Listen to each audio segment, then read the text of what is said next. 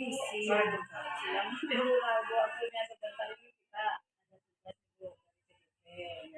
Jadi selaku akan siswaan pengen apa sih namanya sharing lah ya untuk menganalisis sebuah keputusan. Kalau di sekolah itu kan kayaknya ada beberapa pasti akan menemukan beberapa kasus dan Ya, apalagi ibu berkaitan dengan kesiswaan. Ini pengen belajar gini ya, pengalaman gitu. Em, Sebelumnya udah pernah ya Bu ya terkait dengan dilema etika, kehidupan moral, udah pernah atau udah pernah baca dari udah mana? pernah baca sekilas-sekilas. Iya, sekilas-sekilas gitu ya. Tapi Ya, insya tapi Allah kalau mau paham benar, kayaknya belum. kayak kami lagi CGP yang belum paham juga Pak. Nyambung-nyambung dikit. Nah ini Bu terkait dengan selama ini ya Bu, bagaimana sih Bapak Ibu selaku pimpinan terutama di waktu kesiswaan dapat mengidentifikasikan kasus-kasus mulai dari etika, mulai apa namanya kehidupan moral, Yang dilema etika ya. cara mengidentifikasikan Contohnya apa? misalnya kan kalau kesiswaan itu kasusnya terkait dengan yang kemarin mungkin ya Bu ya yang apa ada anak yang nggak bisa Oh iya. baca terus daftar di sini Oh iya. Ya, itu adalah salah satu apa ya permasalahan kita sebenarnya. Kan benar dilema. Jadi pada saat penerimaan siswa baru, kita kedapatan dapat murid yang kebetulan memang belum bisa membaca. Ada yang memang dia hanya bisa membaca sedikit-sedikit, baru bisa mengeja tapi belum bisa merangkai. Ada yang sudah bisa merangkai tapi masih terbata-bata. Kemudian menulisnya masih belum lengkap. Misalnya mengapa jadi mu'amal. Jadi dalam penulisan guru-guru ada yang tertinggal. Itu permasalahannya. Nah, sementara kita ini kan sudah tingkat menengah. Nah, iya SMP itu membaca itu kan adalah kemampuan dasar pada saat anak sudah memasuki usia sekolah. Sekarang itu kelas 1 ya, memang pada saat dia TK memang tidak dituntut untuk belajar membaca. Tetapi kenyataan yang di lapangan SD kelas 1 itu harus bisa membaca. Karena guru kelas 1 itu sekarang sudah tidak ini lagi untuk mengajar baca, tapi mereka sudah dianggap sudah bisa membaca.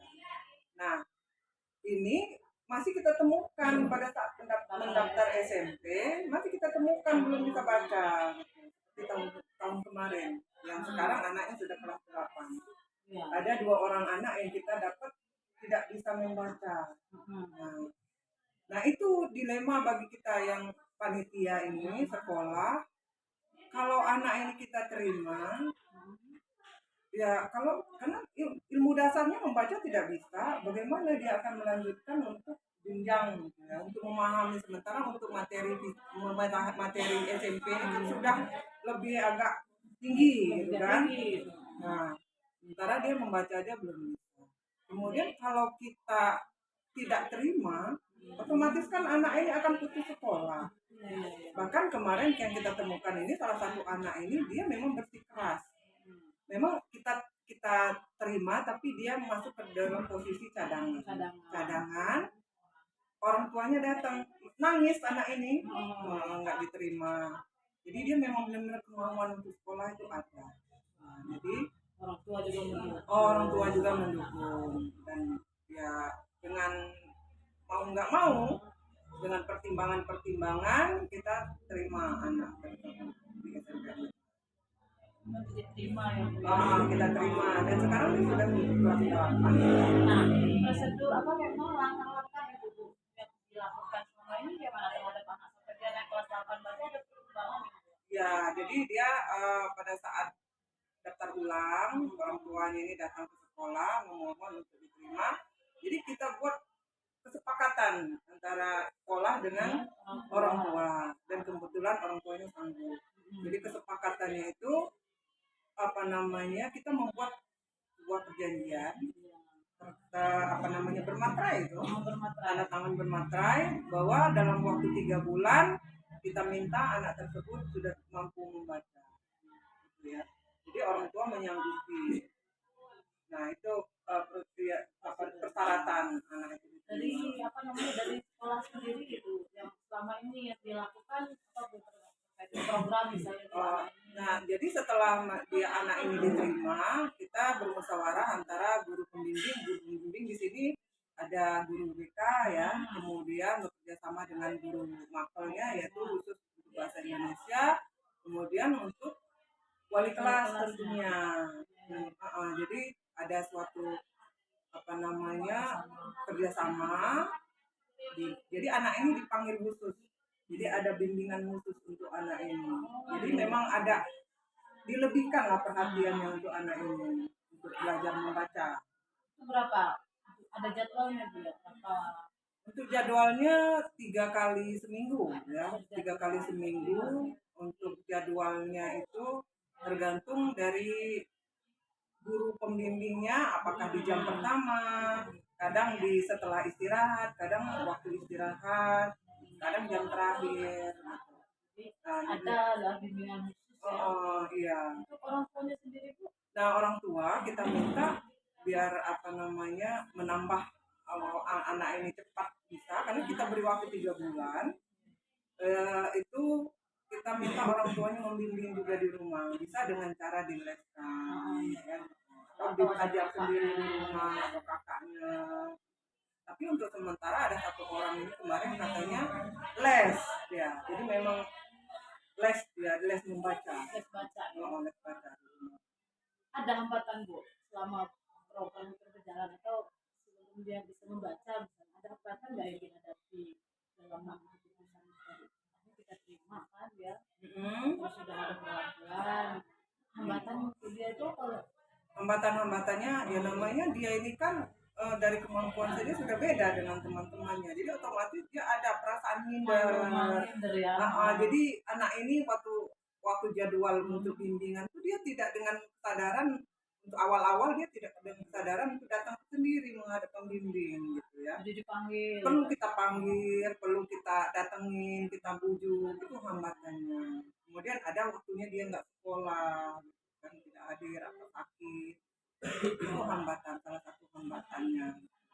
Yang untuk orang yang membantu tadi, selain tadi kan ada ya yang mendukung program atau kegiatan tadi ya. Wakil apa, ada wali kelas, guru BK, gitu. Setelah itu tadi guru mata pelajaran bahasa Indonesia. Tapi biasanya kalau guru mata pelajaran bahasa Indonesia ini dia apa namanya di kelas.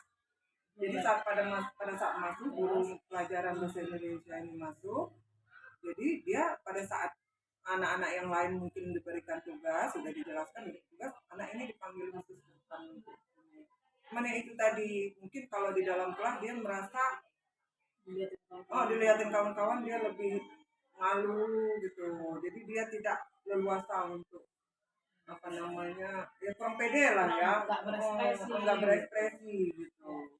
Jadi setelah berjalan 3 bulan gimana hasilnya? Alhamdulillah untuk yang satu orang ini alhamdulillah setelah 3 bulan memang ya tidak lihat butuh proses, memangnya tidak langsung lancar 3 bulan, tapi ada kemajuan gitu. Yang tadinya hanya bisa menulis nama dia, sekarang dia sudah bisa di awal-awal itu, dia di 4 bulanan itu dia sudah bisa mengeja dan merangkai huruf-huruf yang lebih dari dua suku kata itu dia sudah bisa. Kemudian dia tingkat kepercayaan dirinya juga sudah ada. Kemudian untuk tugas-tugas di kelas juga dia sudah ada motivasi mengikuti gitu. Dan sekarang udah bisa seperti teman-temannya ya. Ya kalau memang untuk disejajarkan benar dengan temannya mungkin belum ya, tapi paling tidak dia dari hari ke hari itu ada peningkatan.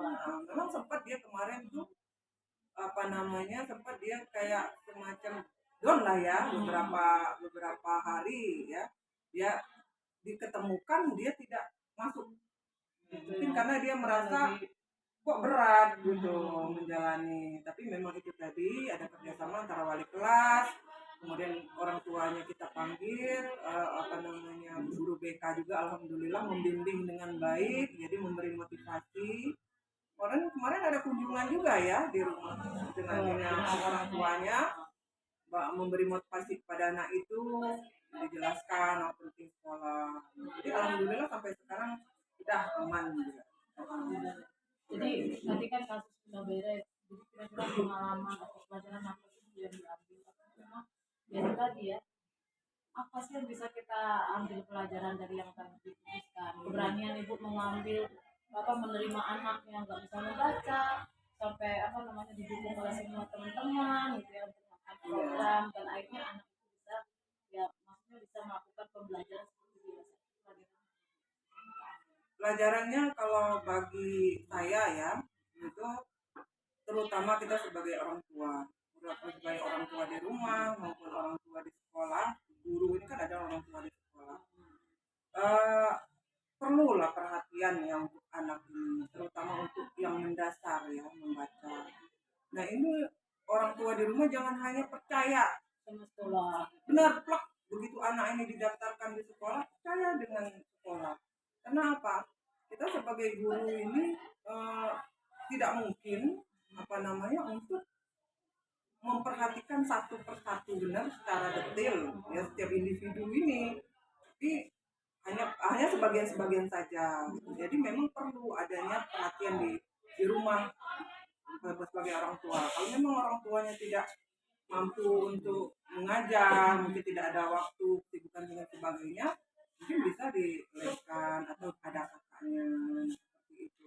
Kemudian kita juga guru juga perlu juga kita ada waktu kita dengan anak itu berinteraksi. Kamu seperti apa? Kamu mana? Apa? Nah itu pelajaran bisa kita petik dari masalah ini. Ya, terima kasih banget ya Bu ya. Iya, sama-sama. Digambarkan secara gamblang, saya juga enak menangkapnya. Bu ya. Ibu juga pengalamannya luar biasa. Terima kasih banyak Bu atas